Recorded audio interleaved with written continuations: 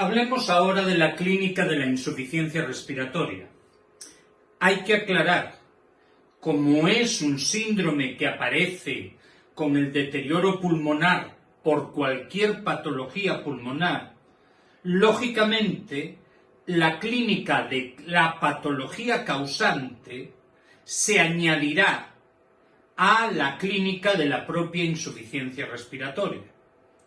¿Comprendido? Por lo tanto, cuando veamos el EPOC, cuando veamos los procesos restrictivos, cuando veamos situaciones de neumonía, la clínica de esos cuadros se unirá a la clínica del proceso de insuficiencia respiratoria. Aquí tienen importancia todas las variantes de disnea. Disnea, normalmente una disnea ya de reposo, ortopnea, la disnea de decúbito, que se acompaña de una hiperventilación. Podríamos decir que la taquipnea es el primer dato de situación grave a nivel respiratoria, a nivel pulmonar, a nivel respiratorio, porque es mucho más precoz la taquicardia. Ahora, cuando el proceso se produce de forma aguda o cuando el deterioro es muy grave, aparecen los llamados signos de lucha respiratorios, que se parecen mucho. La mejor manera de recordar cuáles son es recordar el test de Silverman-Andersen de los niños recién nacidos. El test que valoraba si hay compromiso respiratorio en los niños recién nacidos. Los signos de lucha empiezan primero por un quejido inspiratorio. La persona, al inhalar aire, hace ruido. ¿Comprendido? Después aparecen por todos los tirajes. El primero, el aleteo nasal, el movimiento de las alas de la nariz. El segundo, el tiraje que se produce a nivel del tórax. Y el tercero, el tiraje que se produce entre el tórax y el abdomen. ¿Comprendido? Este tiraje intercostal, este tiraje subabdominal, es el elemento característico. Nos está indicando que el paciente intenta respirar al máximo, intenta contraer el músculo. Obviamente, ni que decir tiene que alguien con mi cuerpo serrano muchos tirajes no puede mostrar, que estos son más evidentes en personas con menos volumen físico que yo. ¿Vale? Luego aparece el movimiento paradójico entre el abdomen y el tórax. En condiciones normales ambos colaboran. Pero cuando ya empieza a fallar el sistema, se puede mover el tórax y el abdomen quedarse quieto. O viceversa, se mueve el abdomen y el tórax casi no se mueve. Y cuando ya es un desastre, mientras el tórax se mueve para meter, el abdomen se mueve para sacar. Es decir, hay una falta de sincronía entre los movimientos torácicos y los movimientos abdominales. ¿Comprendido? Esto es lo que es el signo de lucha respiratoria.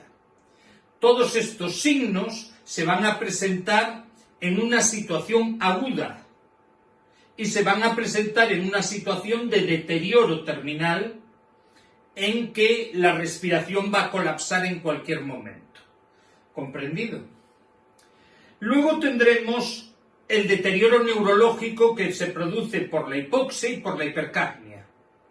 Y dentro de este deterioro neurológico aparece un dato que es característico de la encefalopatía, puede aparecer en la encefalopatía hepática de la cirrosis, ¿vale?, que es característico de cualquier proceso grave intracraneal que acabe dañando a todo el encéfalo, que es la axteresis o flapping tremor, que es un movimiento como de temblor, pero no es un temblor que se produce en las manos y en los dedos, en el movimiento de extensión, que acaba y empieza bruscamente. ¿Comprendido? Axteresis o flapping tremor, temblor aleteante, es característico de la lesión de la encefalopatía, que aparece normalmente por la hipercapnia. ¿Vale? Dentro de la alteración del sistema nervioso central puede haber agitación, puede haber convulsiones, puede haber confusión, puede haber coma, etcétera, etcétera, etcétera. ¿Vale? Habrá dolor de cabeza, lo que tú quieras. Después, el cor pulmonale. Recordar, una insuficiencia cardíaca derecha que se debe a un proceso hipóxico pulmonar, con la clínica de la insuficiencia cardíaca derecha, que sería ingurgitación yugular, malos problemas digestivos, edemas maleolares, etcétera, etcétera, etcétera. ¿Vale? Y repito, el dato más precoz, porque es lo primero que ponemos en marcha cuando hace falta oxígeno, sería la taquicardia y una subida de la tensión, que al final, cuando colapsa todo, acaba siendo una hipotensión. Esta es la clínica. Solo recordar el dato más precoz, la taquicardia. Saber lo que es el flapping tremor. Y recordar la presencia de una respiración de lucha, que a veces reciben otros nombres, ¿eh? ¿Está claro? Bien, en la mayoría de los cuadros crónicos, la persona sufre la enfermedad de base, por ejemplo el EPOC, y va deteriorando poco a poco su estado respiratorio. Esto se debe a que el propio funcionamiento respiratorio se deteriora con la edad. Cuando cumplimos 65 años sin fumar, sin dañar al pulmón de ninguna manera, la capacidad respiratoria es la mitad de la que teníamos a los 18. Así que si aparece una patología, este descenso de la función respiratoria en su capacidad de extraer oxígeno y de liberar CO2 es mucho mayor, pero es siempre gradual en las enfermedades crónicas. Pero de repente, en esa situación que vamos a decir, donde los mecanismos de compensación solucionan el problema, esa situación de vez en cuando se descompensa y genera lo que se llaman reagudizaciones. ¿Cuáles son los factores precipitantes de estas reagudizaciones? Son preguntas de examen. Tradicionalmente la fama se le ha llevado la infección y es probable que lo sea, pero también se lo pueden sufrir un proceso cardíaco que surge, un infarto, ¿vale? Problemas de medicamentos depresores o sustancias depresoras como el alcohol, problemas de traumatismos torácicos, irritantes pulmonares como puede ser empeñarse en lavar con lejía en una habitación cerrada y contaminación ambiental o sepsis. El número uno siempre será la infección. Aparece una infección respiratoria, aparece una pequeña neumonía, aparece un catarro de vías bajas, ¿vale? Una bronquitis aguda y la liamos. Aquello que estaba más o menos estable, funcionando con dificultad, ¡zomba!, se cae al suelo y aparece la clínica y el deterioro de la insuficiencia respiratoria con toda su corte. Es pregunta de examen, ¿cómo sabemos que la persona está en una reagudización? Primero hay que aclarar una cosa. Una reagudización es aquella circunstancia que se produce dentro de una enfermedad crónica pulmonar en la que es necesario cambiar el tratamiento. Si una persona no tomaba tratamiento, pero de repente necesita oxígeno, o necesita un antibiótico, o necesita cualquier tipo de medida de broncodilatación, eso es una reagudización. La reagudización, que repito, se puede deber a muchas causas, se caracteriza por los llamados criterios de Antonitsen, que son preguntas de examen. Debe haber al menos uno de estos datos. El sujeto sufre una disnea inhabitual, que no tenía antes, una disnea que se agrava o que aparece por primera vez. ¿Vale? Segundo, empieza a toser y a esputar muchísimo mucho más. Y además el esputo es de características diferentes, como más purulento, como más semisólido, como más lapo verde asqueroso. ¿Comprendido? Esos son los datos. Más disnea, más tos y cambios en la flema que se expectora. ¿Vale? Puede ser simplemente un aumento de volumen de flema, puede ser una consistencia, una verdadera revolución ecologista en cuanto al color. ¿Comprendido? Si tienes uno de esos datos, estás ante una reagudización. Las reagudizaciones no siempre nos llevan al hospital, eso hay que aclararlo.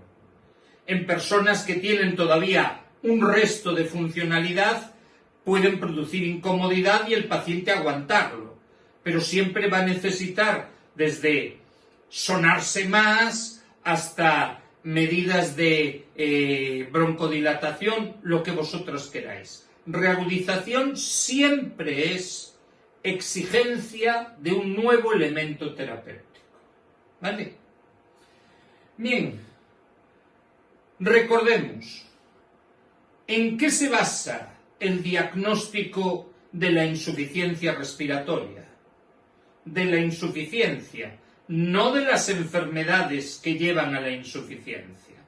Se basa en la gasometría, se basa en la determinación de una presión parcial de oxígeno en sangre arterial inferior a 60, de una determinación de la presión parcial de CO2 en sangre arterial superior a 50. Esta definición es sagrada, sagrada y sagrada.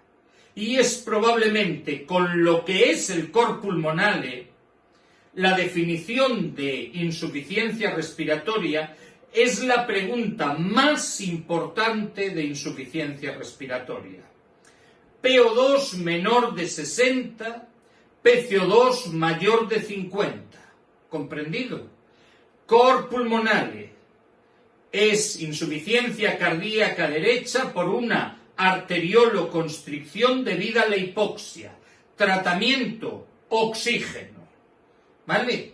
Esos dos conceptos los tenemos que tener marcados a fuego total. ¿Vale? Podemos complementar la gasometría, que como todo proceso invasivo y doloroso no se puede hacer todas las veces que queramos, salvo que tengamos monitorizado al paciente con vías invasivas, podemos complementar con la pulsioxiometría. Y el valor de 60 de PO2, equivale en condiciones normales a una saturación menor de 90. 90% de saturación son 60. Por lo tanto, si hay que tener menos de 60, hay que tener menos de 90% de SaO2. Estos dos datos ya nos dicen que estamos en insuficiencia. Por supuesto, la clínica, ¿vale? Todo lo demás pertenecerá a la enfermedad causal. ¿Comprendido? Bien, recordemos, ¿cuál es el tratamiento de la insuficiencia respiratoria? Como todos los casos de insuficiencia respiratoria tienen hipoxemia, tienen un nivel de PO2 por debajo de 60, la administración de oxígeno es indispensable. Siempre hay que advertir, la administración de oxígeno no le va a quitar la disnea. El paciente puede tener la esperanza de que esa sensación incómoda de que tiene que respirar va a desaparecer cuando le pongamos la mascarilla, las cánulas nasales, lo que queráis.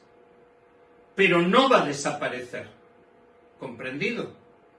Es más probable que en un proceso crónico él deje de respirar antes de que desaparezca la disnea. ¿Vale?